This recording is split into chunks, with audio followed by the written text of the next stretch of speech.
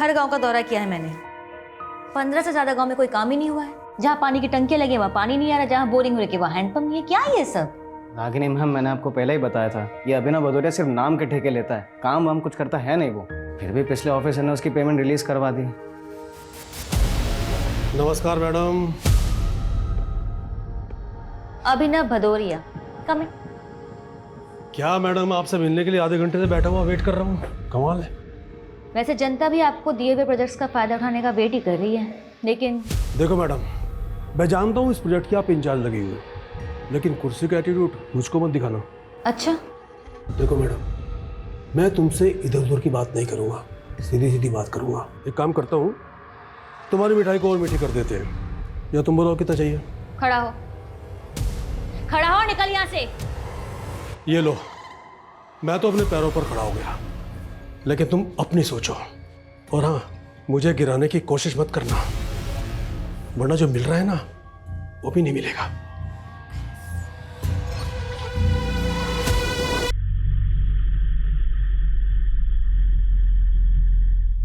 लीजिए भैया।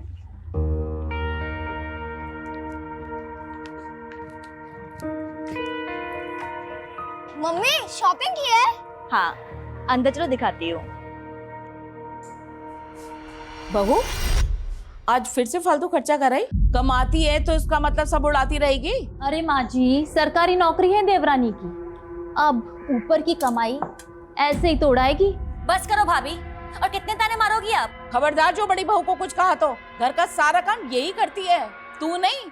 तू क्या करती है? सुबह उठती है, सजती है, संवरती है और निकल जाती है घर से। घर के कामों से तो तुझे कुछ लेना देना नहीं है। माँ जी, मुझे अपना परिवार चलाना आता है, और भाभी मैं अपनी जॉब भी ना बहुत ईमानदारी से करती हूँ। आप लोगों के मशवरे की मुझे जरूरत नहीं है। रागिनी, ऐसे बदतमीजी से बात करोगी माँ से? चलो माफी मांगो। रागिनी, मैंने कहा माफी मांगो माँ से। मैं तो माफी मांग लूंगी, लेकिन थोड़ी नसीहत अपनी माँ और भाभी को भी दो कि मुझसे रोज ऐसे ना पेश आया करे। आई एम सॉरी।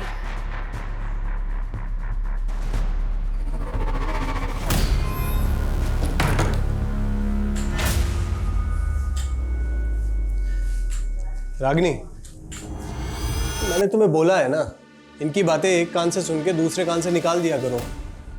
मुझे आपकी तरह दिखावा करना नहीं आता है, मैं और नहीं रह सकती यहाँ पे। अच्छा, तो फिर बहस करोगी? आप अपनी मर्जी मुझ पर नहीं थोप सकते हैं। मेरे पेरेंट्स का घर है इंदौर में, खाली पड़ा है। आप चाहे तो मेरे और राहुल के साथ वहाँ शिफ्ट हो सकते हैं। अच्छा, ताकि लोग कहें अपना पुश्तैनी घर छोड़कर अपनी बीवी के घर में शिफ्ट हो गया। आपको अपनी ईगो प्यारी है तो मुझे भी अपनी सेल्फ रेस्पेक्ट की परवाह है। मुझसे बर्दाश्त नहीं होती रोज रोज की चिक चिक। मैं तो तुमसे तरीके से बात कर रहा हूँ, तुम तेवर दिखा रही हो। तेवर मैं दिखा रही हूँ, तेवर आप दिखा रहे हो। Mummy juice.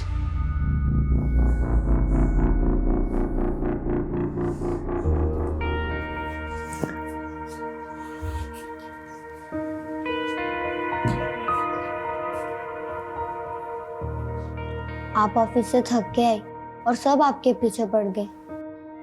मम्मी एक काम करो, आप ना मुझे चाय बनाना सिखा दो, तो कल से मैं आपको जूस के बजाय चाय बना कर दूंगा।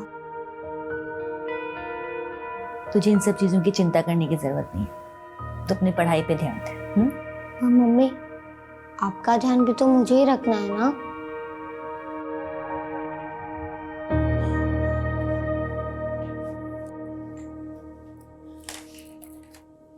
बहू, पहले इस मैडम को खाना लगा दो।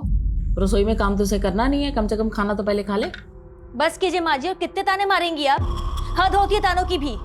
सुबह आपको टाइम पे नाश्ता इसलिए मिल जाता है क्योंकि मैं सुबह ऑफिस जाने से पहले बना के जाती हूँ, आपकी बड़ी बहू नहीं। क्या बात है रागिनी, वाह, इतनी अकड़ लाती कहां से है तू? हाँ? राहुल उठो, यहाँ बैठे रहोगे तो तुम्हारे संस्कार भी खत्म हो जाएंगे। ये मेरी शर्म लिया, सब भूल गया क्या है? अपने भाई की बीवी का हाथ पकड़ेगा तू? और क्या गलत कह रही है वो? सही तो कह रही है कि तेरी इन हरकतों का मेरे पोती के ऊपर क्या असर पड़ेगा?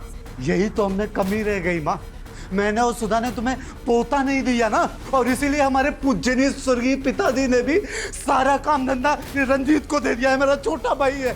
तुम राहुल को लेकर अंदर जाओ, इनकी मती मारी गई। कोई नहीं जाएगा कहीं पे, आज सब इसके सामने फैसला होगा। अरे इसे भी तो पता चलना चाहिए कि तुमने इससे शादी पैसों के लिए की है। चार पैसे कमा कर लाती है इसलिए बीवी बना कर रखा है, वरना तुझसे सब कमीना नीच इंसान इसे भी बेच खाए। क्या तुम अपनी औकात में रहो?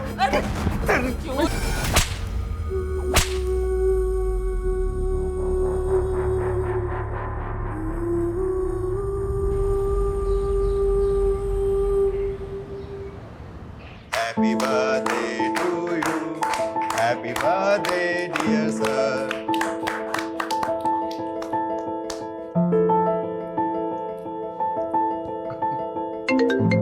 Excuse me.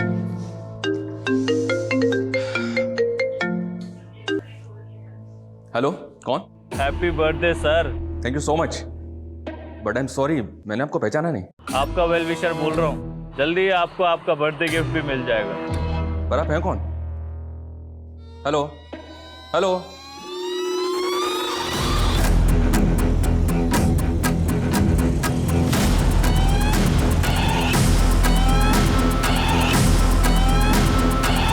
सर, अपने के साथ क्या प्लान है सर? अरे तुम लोग तो जानते हो अपनी जॉब में प्लान कहाँ कर पाते हैं हम लोग कुछ भी। हाँ लेकिन वाइफ का ऑर्डर है, आज शाम को 7 बजे तक घर पहुँचना है। फिर तो पहुंचना ही है। हेलो, कौन? सर बर्थडे गिफ्ट मिल गया आपको? कौन बोल रहा है? अरे सर अभी तो 1 घंटे पहले बताया था आपको गिफ्ट देने वाला हूँ, लगता है आपको पता नहीं चला। क्या? देवास के टाउन मार्केट में मैंने एक मर्डर किया है। व्हाट? तू है कौन और क्या बकवास कर रहा है? हेलो हेलो, खांसी भी काफी इरिटेटिंग होती है, अगले 24 घंटों में उसकी खांसी भी बंद कर दूंगा। दूसरा गिफ्ट होगा आपको। देख मेरी बात सुन। Hello hello, sir control room से फ़ोन था, देवास के टाउन एरिया में मर्डर हो गया है।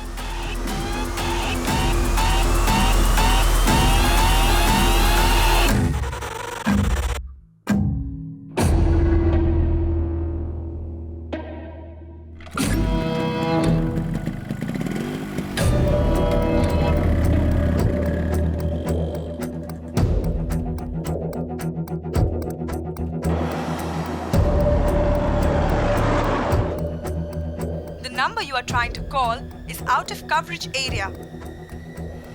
फोन बंद कर लिया उसने अपना। सर आखिर कौन होगा वो जो मर्डर करके आपको कॉल कर रहा है? नहीं सर, मुझे तो पता ही नहीं चला कहाँ से गोली चली। तो आप तीनों साथ में नहीं थे? नहीं सर, वो ऑफिस से आई थी, वो हमारा यहाँ पे वेट कर रही थी, हम सब साथ मिलके शॉपिंग पर जाने वाले थे।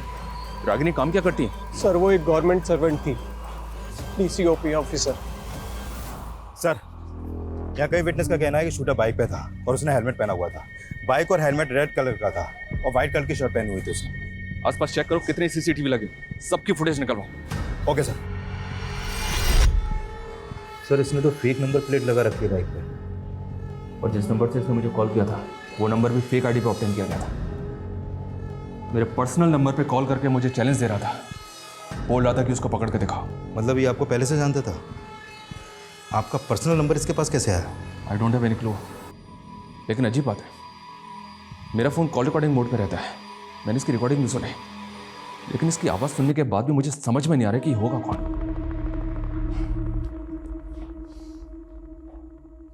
खांसी भी काफी इरिटेटिंग होती है, अगले 24 घंटों में उसकी खांसी भी बंद कर दूंगा। दूसरा गिफ्ट होगा आपको। कोल्ड ब्लडेड मर्डर, बहुत कामली बोल गया, मर्डर कर दिया। सर रागिनी एक गवर्नमेंट एम्प्लॉय थी, हमें रागिनी के प्रोफेशनल और पर्सनल दोनों एंगल को इन्वेस्टिगेट करना होगा सर। लेकिन इस किलर को भी ट्रेस कर रहा मैं, धमकी दे रहा था कि 24 घंटे के अंदर एक और तोहफा देगा मैं। सर इस किलर की बाइक जिस डायरेक्शन में गई है हम वहाँ के सारे सीसीटीवी स्कैन कर रहे हैं। इसने मुझे 2 बार कॉल किया। पहली कॉल के वक्त इसका फ़ोन MG रोड पर एक्टिव था और दूसरी कॉल इसने टाउन मार्केट से 2 किलोमीटर दूर अमुना रोड से की। उन दोनों एरिया में इंक्वायरी करो, पता करो इस होली का आदमी वहाँ किसी ने देखा था क्या। Okay sir.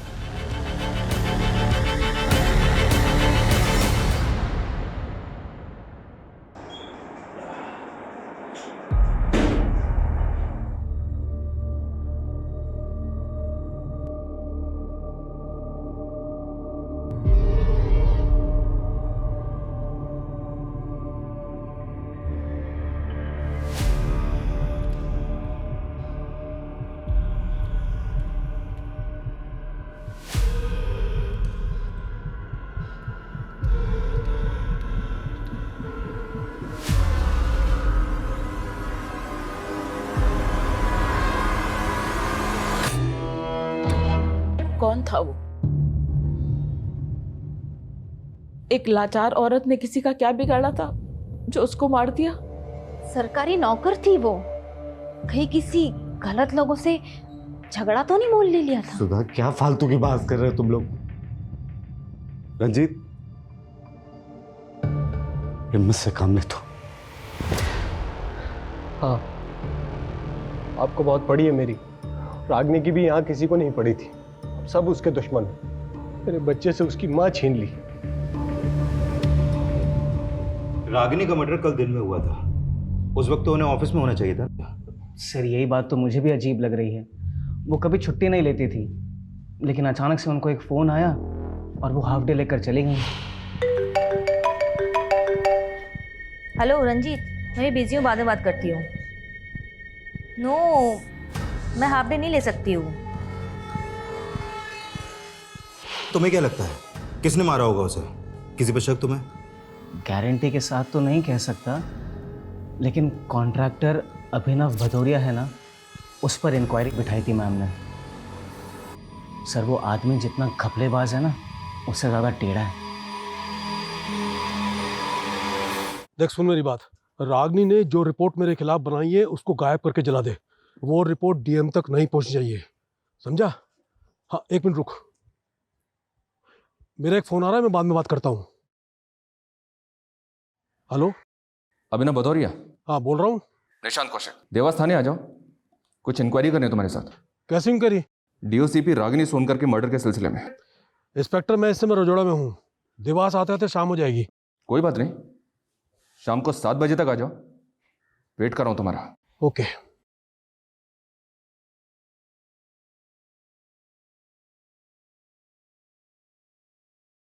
इंक्वायरी? कैसी इंक्वायरी? डीओसीपी रागिनी सोनकर के मर्डर के सिलसिले में। इंस्पेक्टर, मैं इस समय रजोड़ा में हूँ, देवास आते आते शाम हो जाएगी।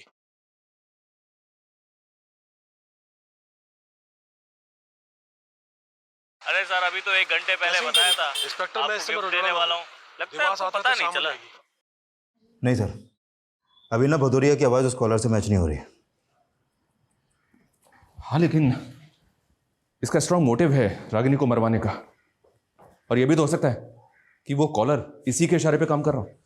उस कॉलर के बारे में कोई लीड? सर, देवास मार्केट के आगे के 2-3 सीसीटीवी में वो कैप्चर तो हुआ है, लेकिन फुटेज से कुछ खास पता नहीं चल पा रहा। और हम उन दोनों जगहों पर भी पूछताछ कर रहे हैं जहां से उसने आपको कॉल किया था, लेकिन वहां से भी अभी तक कोई क्लू नहीं मिला है सर। और सर, हमने अपना खबरी नेटवर्क की। सर, रागिनी की प्रिलिमिनरी पोस्टमार्टम और बैलिस्टिक रिपोर्ट्स है। 9mm पिस्टल से फायर किया गया था सर।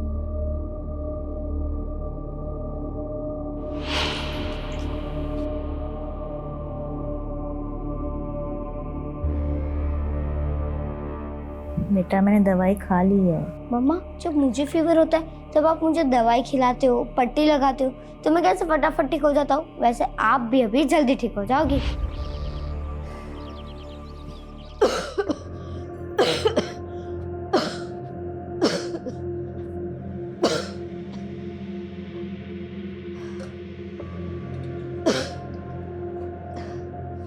माँ जी, आपको टीबी है, आप क्यों चीजों को हाथ लगा देती हैं? हमें भी फैल गया तो?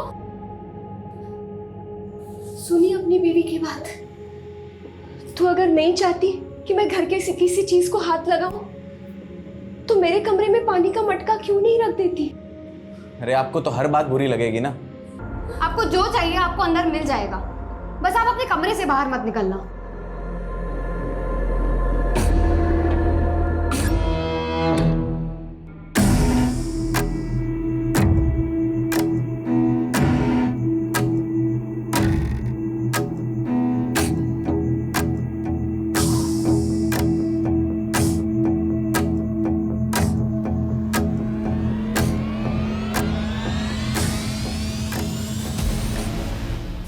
इंस्पेक्टर साहब, कल आपका बर्थडे था, तो मैंने सोचा कि अमोना की मिठाई लेकर चलता हूँ आपके लिए। ये लीजिए, लड्डू खाइए। ये लीजिए। तुझे कैसे पता कल बर्थडे था मेरा? इंस्पेक्टर साहब, मुझे मालूम है कि आप मेरी डिटेल निकलवाओगे, इसलिए मैंने भी आपके बारे में पता कर लिया। वैसे मेरे भी कुछ दोस्त हैं पुलिस में, और हाँ, जब भी मैं किसी से मिलने जाता हूँ ना पहली बार, तो उसके लिए ये मिठाई लेकर जाता हूँ। रागिनी की मौत से बहुत खुश दिख रहा है तू, इसलिए मिठाई बांटता फिर रहा है। कहीं ऐसा तो नहीं कि तू नहीं रागिनी का मर्डर करवा के मुझे क्या मिलेगा? कुछ नहीं। तेरे बारे में सब पता किया हमने। तू मिठाई के डिब्बों में रिश्वत भिजवाता है, लेकिन रागिनी ने तेरी इंक्वायरी बिठवा दी थी। इंस्पेक्टर अपनी इंक्वायरी पर ध्यान दे। मेरे खिलाफ कुछ मिला या ऐसे ही बज रहा है? बस एक बार सबूत हाथ लग जाए फिर अच्छी तरह से बचवाएंगे तुझे। अच्छा तेवर है, वाह। मेरे खिलाफ सबूत लेकर आ, और सुन, मेरा कुछ बिगड़ने वाला नहीं है, समझा? उस कॉलर के तरह इसके तेवर भी कुछ कम नहीं थे सर, ये भी चैलेंज करके गया। नजर रखो इस पे। सर, उस किलर ने आपका पहला कॉल एमजी रोड से ही किया था, और उसी दौरान रागिनी के पति रंजीत का फोन भी एमजी रोड पे ही एक्टिव था। क्या रंजीत का उस कॉलर से कनेक्शन? सर, कनेक्शन तो कुछ नहीं मिला है, लेकिन रंजीत ने रागिनी को एमजी रोड से कॉल करके देवास टाउन मार्केट बुलाया था। सर, मुझे तो लग रहा है कि उसने पर्पसली रागिनी को वहां पे बुलाया था। लेकिन रंजीत अपनी बीवी को क्यों मारेगा? क्या मोटिव हो सकता है उसका?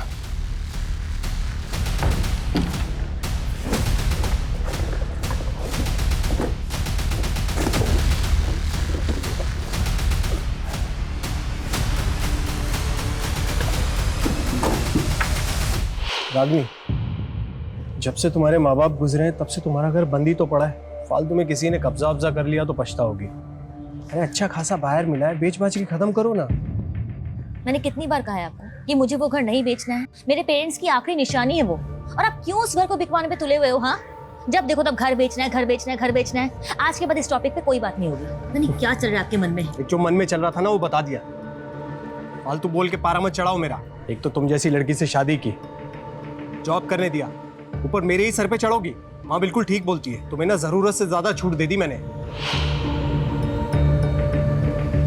क्या पुलिस स्टेशन? नहीं सर, रंजीत की आवाज भी मैच नहीं कर रही उस कॉलर की आवाज से। सर, रंजीत आ गया। सर, मैंने वहाँ रागिनी को हाफ डे लेकर मार्केट में मिलने के लिए बुलाया, तो आप कुछ भी बोलेंगे? सर, वहाँ हम राहुल के बर्थडे पार्टी की शॉपिंग के लिए मिलने वाले थे। जिस दौरान तूने रागिनी को एमजी रोड से फोन किया था, उसी दौरान इस आदमी का फोन भी एमजी रोड पे एक्टिव था। इस आदमी का एमजी रोड पे तू मिला था इस आदमी से? नहीं सर, मैं क्यों मिलूंगा? मैं तो इसे जानता तक नहीं। देख रंजीत, तू जितना ज्यादा हमें घुमाएगा ना, उतनी ज्यादा तकलीफ होगी तुझे बाद में। सर, आपको क्या लगता है मेरी बीवी को मैंने ही मरवाया है? तो कौन होगा ये आदमी जो बाइक पे बैठा हुआ है? क्या एमजी रोड पे तुमने किसी ऐसे आदमी को देखा था जो इस बाइक पे बैठा हुआ था? या ऐसे किसी आदमी को जानते हो जिसके पास ये बाइक है? इस बाइक से, इस आदमी की कद काठी से कुछ भी याद आ रहा है तुम्हें तो बताओ। मैं सर मैं नहीं जानता इस आदमी को सर।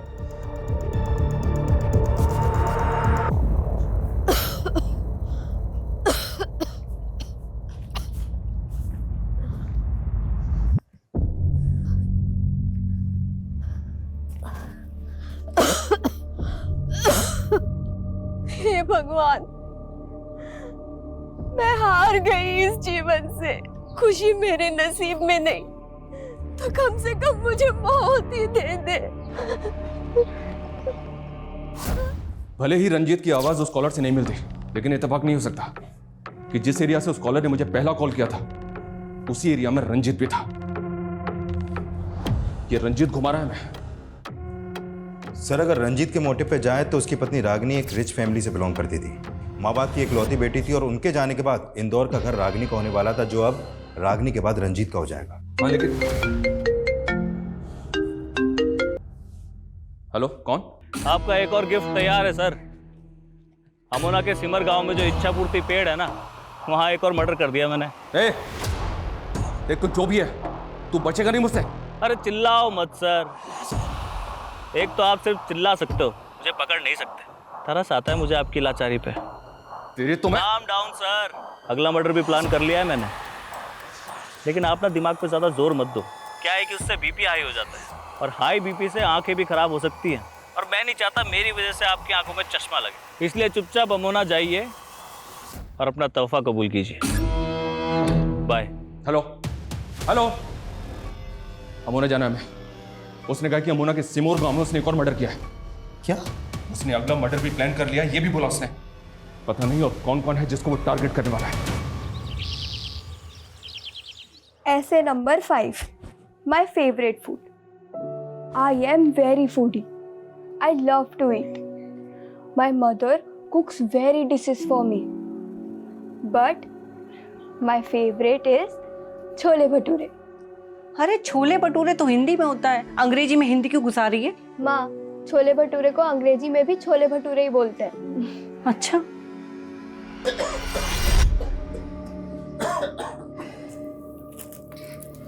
गीता देखो देखो मैं क्या लाया हूँ, तुम्हारे नए स्कूल के कपड़े।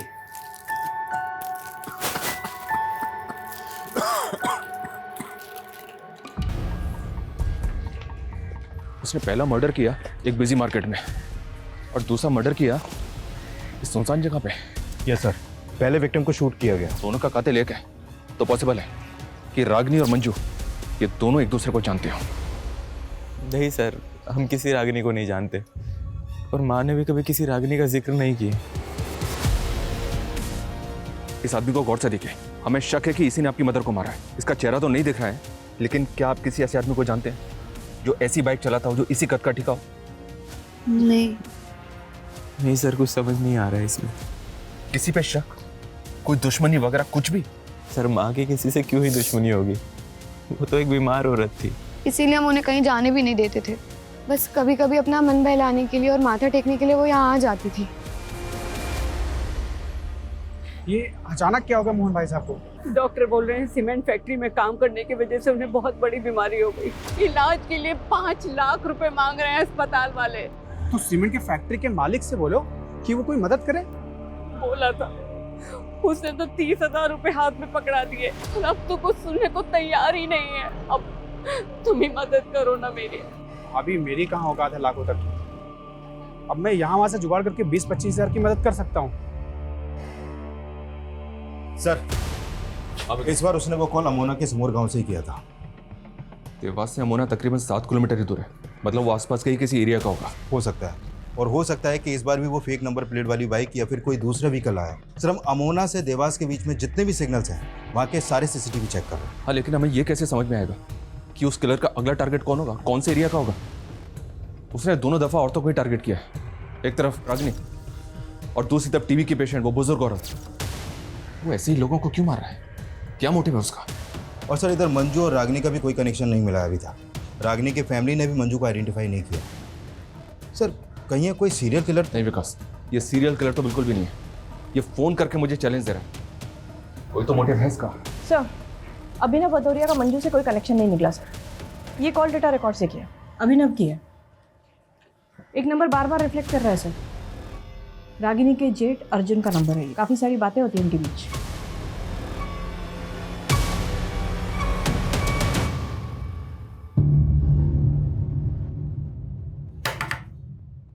गीता, माँ कहाँ है? हॉस्पिटल, अभी आ ही रही हैं खाना लेने। मोहन भैया कैसे हैं भाभी? उनकी हालत बहुत नाजुक है और अभी तो पूरा पैसा भी नहीं हो पाया है इलाज का। मैं वही बताने आया था कि मैंने एक सरकारी आदमी का मालूम किया है। मोहन भैया के इलाज के खर्चे में वो रियायत दिला सकता है। कैसी रियायत? सरकार की स्कीम है कि सीमेंट फैक्ट्री में काम करने वाले मजदूरों का इलाज फ्री में होता है और आपने जो पैसा जमा किया वो भी शायद वापस हो सकता है। ऐसा हो सकता है? हाँ, मोहन भैया के हॉस्पिटल के कागज लेकर के और उनकी सीमेंट फैक्ट्री वाली आईडी लेकर के शाम को मेरे साथ चलना, सरकारी आदमी से मिलवा दूंगा मैं। ठीक है। मैंने कहा ना, मेरा रागिनी के मर्डर से कोई लेना देना नहीं है। रागिनी के जेठ से क्या लेना देना है? मैंने कहा ना, कोई लेना देना नहीं है।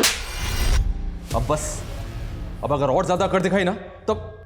हाँ, मैंने रागिनी के जेठ को पैसे दिए थे। अनुभव भदौरिया ने मुझे लालच दी कि अगर वो रागिनी से उसका काम करवा दूंगा मैं, तो उसके बदले में मुझे ढेर सारे पैसे देगा। ऑटो ऑटो, एक गणेश नगर पे जा। रागिनी, भैया आप यहाँ? देखो, मैं जो बात करने वाला हूँ वो हम घर में नहीं कर सकते थे। कैसी बात है? अभिनव भदौरिया मोटा पैसा दे रहा है, उसके काम में अड़चन मत डालो। आप होते कौन है मुझसे ये बात करने वाले? हाँ, अगर आप मेरे जेठ ना होते ना तो आपको अंदर करवा देती मैं। फिर रागिनी नहीं मानी तो तूने और अभिनव ने मिलकर उसको? नहीं सर, ऐसा कुछ भी नहीं है, मैं सही कह रहा हूँ, मैंने उसे नहीं मारा। बहुत गंदी चाल खेल रहे हो तुम रंजीत। एक तरफ रागिनी गई और दूसरी तरफ मेरे पति को अंदर कर दिया। क्या तुम सबकी जमीन जायदाद अकेले ही हड़पना चाहते हो? माफ करो भाभी, माँ जी आप क्यों चुप बैठी है? आप भी जानती है इसी ने मारा है रागिनी को। तेरा दिमाग खराब हो गया क्या? चुप कर।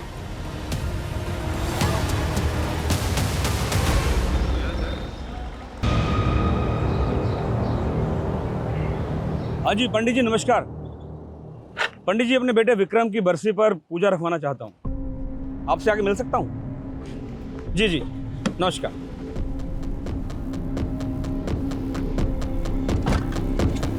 सर अर्जुन की इलेक्ट्रॉनिक वॉइस भी उस कॉलर की आवाज से मैच नहीं कर रही है। अभिनव, अर्जुन और रंजीत ये तीनों सस्पेक्ट हैं और इन तीनों का उस कॉलर से कोई कनेक्शन नहीं मिल पा रहा है। मंजू जी का भी कोई खास कनेक्शन नहीं मिल रहा सर। उनके पड़ोसियों ने बताया कि बेटे और बहू का मंजू जी की तरफ कोई खास बर्ताव नहीं था सर। वो अक्सर बीमार रहती थी और ये लोग उसकी बीमारी से परेशान थे। हाँ लेकिन ऐसा भी तो नहीं लग रहा है कि कुछ सुपारी किलर होगा। इसका कोई ना कोई मकसद जरूर है।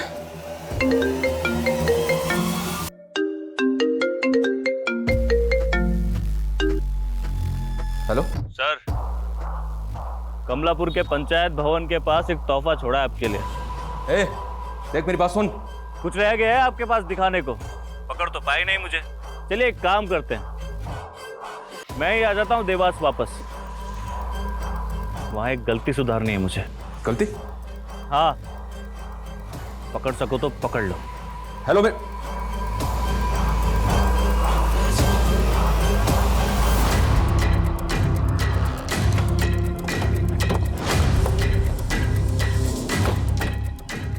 आसपास सर्च करो।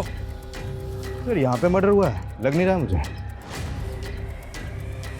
विकास, पंचायत भवन में बात करो, पता करो क्या उन्होंने किसी ऐसे लड़कों को देखा है जिसका हुलिया उस कॉलर के हुलिये से मैच करता है। सर गो फास्ट।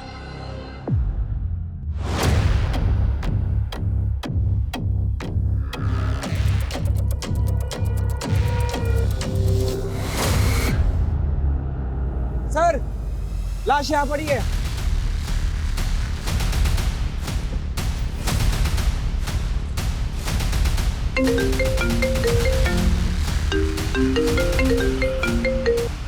हाँ बोलो। सर इस बार उसका फोन देवास के एसएम रोड पर एक्टिव था सर। वो बोल रहा था कि देवास वापस आ रहे हैं, जबकि ऑलरेडी देवास में था। और एक बात सर, ये रंजीत भी गायब है सर। इसका फोन भी बंद आ रहा है। मुझे शुरू से ही लग रहा है उस कॉलर का रंजीत से कोई कनेक्शन है। इस रंजीत के बारे में सब कुछ पता करो। Okay sir. सर विक्टिम का नाम कन्हैया सिंह है, कमलापुर का सरपंच था ये।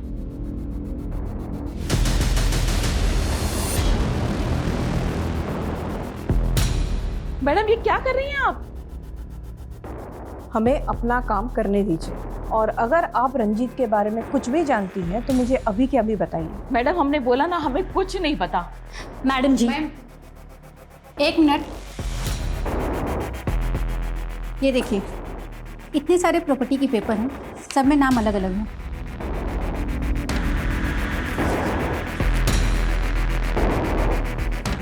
ये रंजीत ज्वेलर है ना? जी। तो इतने सारे लोगों के प्रॉपर्टी के पेपर्स इसके कमरे में क्या कर रहे हैं? मैडम हमारा ये पुश्तैनी काम है। लोगों के गहने और उनकी प्रॉपर्टी गिरवी रख के हम उन्हें ब्याज में पैसा देते हैं। ये रागिनी के पेरेंट्स के प्रॉपर्टी के पेपर्स, रंजीत के पास ये भी गिरवी पड़े थे? नहीं, ऐसा कुछ नहीं है। सब झूठ बोल रही है माँ जी रंजीत के बारे में।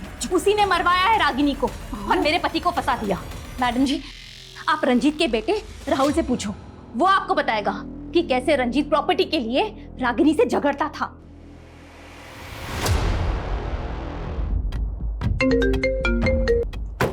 हेलो कौन? सर मैंने देवास के एसएम रोड पे अपना काम खत्म कर लिया है, आप आए नहीं पकड़ने? रागिनी, मंजू, कन्हैया, इनको क्यों मारा तूने? ये सब के सब एक ही माला से बंधे हुए हैं और इस माला का आखिरी फूल भी जल्दी मुरझा जाएगा। हेलो हेलो सर, देवास के एसएम रोड पर रंजीत की लाश मिली है। रागिनी की तरह रंजीत को भी शूट कर दिया। सर अगर किलर को रंजीत को भी मारना था तो वो उसे रागिनी के साथ भी मार सकता था। तो कुछ समझ में नहीं आ रहा कि वो कौन सा गेम खेल रहा है। उसने बोला था दोबारा देवास आ रहा है गलती सुधारने, और रंजीत का मर्डर। इसका क्या मतलब कि वो पहले ही रंजीत को मारना चाहता था लेकिन गलती से गोली रागिनी को लग गई? इसने हर हत्या के बाद मुझे कॉल करके कुछ ना कुछ ऐसा बोला है जो इसके अगले टारगेट से कनेक्टेड था। एक मिनट,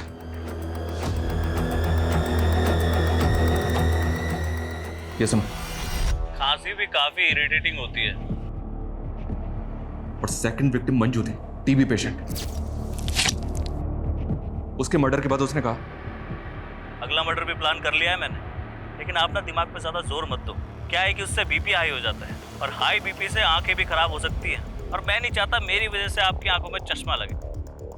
थर्ड विक्टिम का नहीं है। तो फिर सर उसने आखिरी कॉल में क्या कहा जो हमें अगले टारगेट का हिंट थे? ये सब के सब एक ही माला से बंधे हुए हैं, और इस माला का आखिरी फूल भी जल्दी मुरझा जाएगा। माला और फूल। माला और फूल? यस, माला और फूल। लेकिन सर इससे कैसे पता चलेगा कि वो किसको मारने वाला है?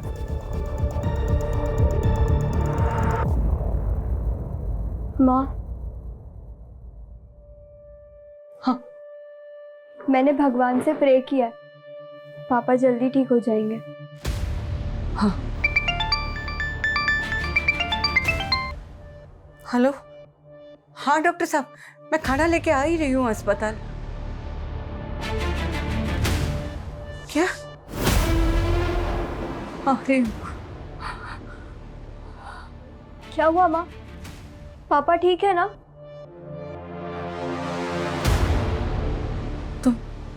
तुम ही रहो, मैं रिक्शा लेकर आती हूँ।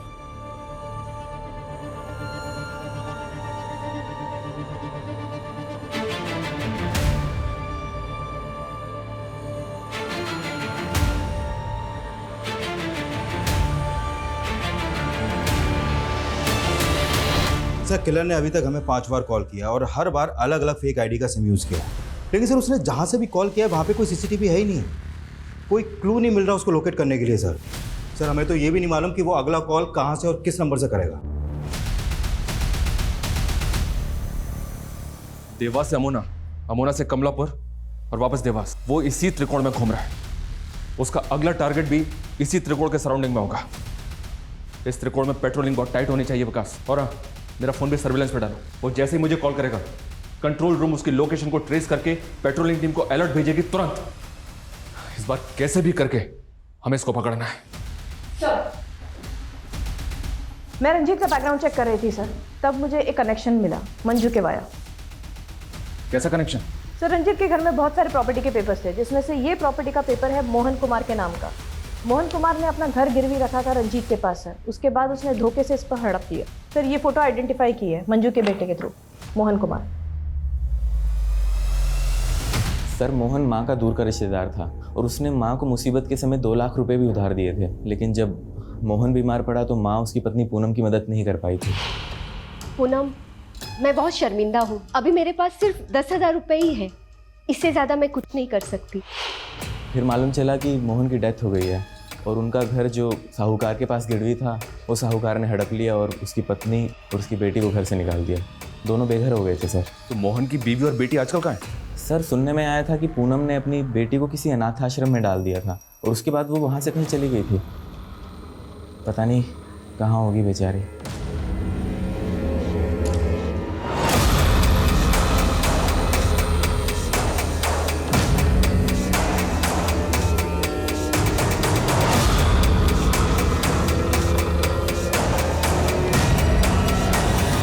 सर पूनम 2 साल पहले गीता को एक अनाथ आश्रम में छोड़ के गई थी और करीब 6 महीने पहले इंदौर की एक फैमिली ने गीता को वहां से अडॉप्ट किया था। पूनम की फैमिली के बेघर होने के पीछे मंजू एक वजह है, क्योंकि उसने पूनम को 2 लाख रुपए नहीं दिए थे। वहीं रंजीत ने उनका घर गिरवी रख लिया था। लेकिन कन्हैया का इस फैमिली से क्या कनेक्शन होगा? सर कन्हैया का तो कोई कनेक्शन नहीं मिला, लेकिन हाँ, किलर का पूनम की फैमिली से कोई ना कोई कनेक्शन जरूर हो सकता है।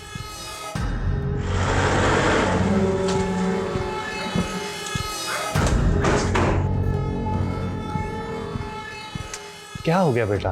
हाँ, कहीं घूमने जाना है तो मैं देखता हूँ। जी कहिए। आपसे कुछ बात करनी है।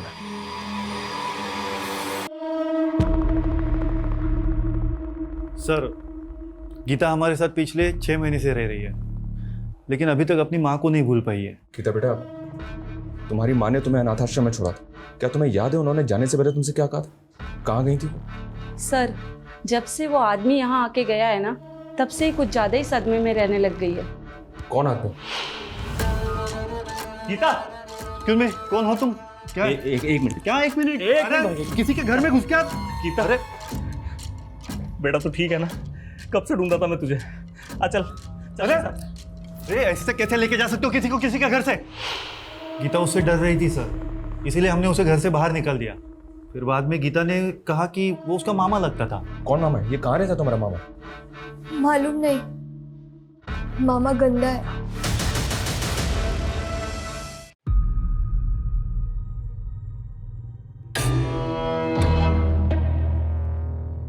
सर इसकी कद काठी और बाइक तो उसी कलर से मैच हो रहा है। दिक्कत वैसी लग रहा है, शायद मैं इससे पहले भी मिला हूं।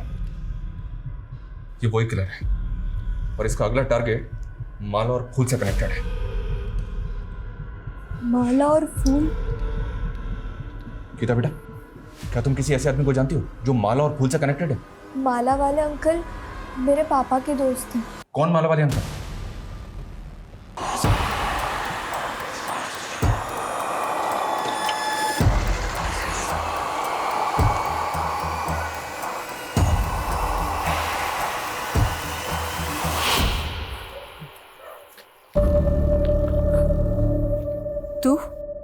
दीदी मेरे बात का भरोसा करो, जेल से निकलते वक्त मैंने कसम खाई थी आज के बाद कोई गलत काम नहीं करूंगा।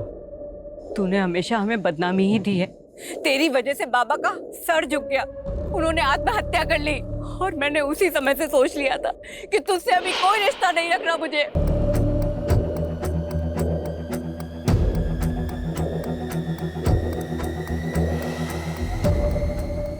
शरद! पुष्कर रुक जा, शूट मत करना वरना मैं तुझे शूट कर दूंगा। हिलना मत वहां से। पुष्कर रोक! आप लोग दूर रहिए सर, आप लोग को कुछ नहीं पता। पुष्कर हमें सब पता है। देख मेरी बात सुन, मैं जानता हूं तू ये सब क्यों कर रहा है। तेरी बहन के साथ जो कुछ भी हुआ है तू उसका बदला ले रहा है। देख मैं ये भी जानता हूं तेरे बारे में, एक टाइम ऐसा था तू भी इस जुर्म की दुनिया से बाहर आना चाहता था। पुष्कर ये गन मुझे दे दे। पुष्कर मैं कहता हूं रुक जा। पुष्कर लेकर जाओ इसे।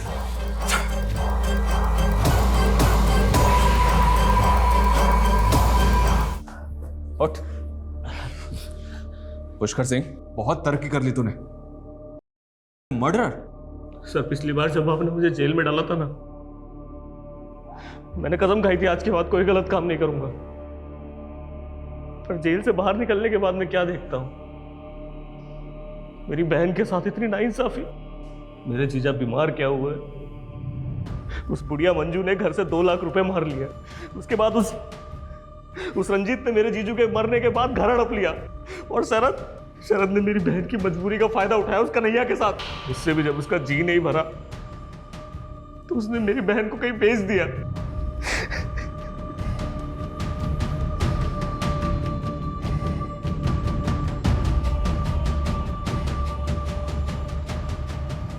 मुझे बेहद अफसोस है इस बात का कि जो लड़का रिहा होकर यह सोच रहा था कि वो दोबारा क्राइम नहीं करेगा, अब उसी के खिलाफ मुझे एक लंबी चौड़ी चार्जशीट तैयार करनी पड़े। पुष्कर का वो बयान भी सही निकला कि उसकी बहन पूनम शरद के द्वारा एक ह्यूमन ट्रैफिकिंग गैंग को बेची गई थी। शरद अभी न्यायिक हिरासत में है, लेकिन निराशा मुझे इस बात की है कि पुष्कर जैसे कई हताश लोग अक्सर गुनाहों के रास्ते पे निकल जाते हैं, जिसका सॉल्यूशन यही है कि आप जुर्म के खिलाफ अपनी चुप्पी को तोड़िए, हमारे पास आइए, क्योंकि जुर्म के खिलाफ लड़ाई हम सब की है। क्योंकि सिर्फ पूनम ही नहीं, पूनम जैसे लाखों विक्टिम्स आज भी गुनाहों के ऐसे अंधकार में खोए हुए हैं जहां से उनके अपने, गीता जैसे उनके कई रिश्तेदार सालों से उन गुमशुदा लोगों का इंतजार कर रहे हैं।